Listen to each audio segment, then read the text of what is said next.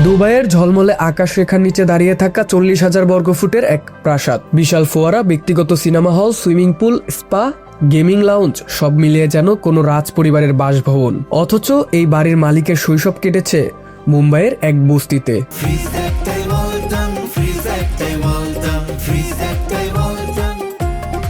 যে ছেলেটি একসময় স্কুলের ক্যান্টিনে বন্ধুদের সমুচা খেতে দেখেও নিজের জন্য কিনতে পারত না, সেই ছেলে আজ মধ্যপ্রাচ্যের অন্যতম সফল ব্যবসায়ী। তিনি রিজওয়ান শাহজান, দুবাই ভিত্তিক ড্যানিউব গ্রুপের প্রতিষ্ঠাতা।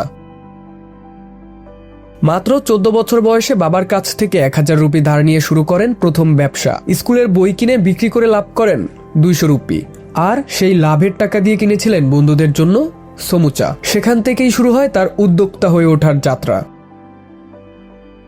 জীবনের পথে এসেছে নানা বাধা। অল্প বয়সে হারিয়েছেন বাবাকে, সংসারের দায়িত্ব নিতে পাড়ি জমিয়েছেন কুয়েতে। 1990 সালে উপসাগরীয় যুদ্ধের সময় সংকটের মধ্যে খুঁজে নিয়েছেন ব্যবসার সুযোগ। পরে দুবাই এসে অল্প পুঁজি নিয়ে শুরু করেন নতুন অধ্যায়। ধীরে ধীরে গড়ে ওঠে ড্যানিউব গ্রুপ। নির্মাণ সামগ্রী, হোম ইন্টেরিয়র ও রিয়েল এস্টেট খাতে বিস্তৃত হয় তার ব্যবসা। আজ তার সম্পদের পরিমাণ হাজার হাজার কোটি রুপি।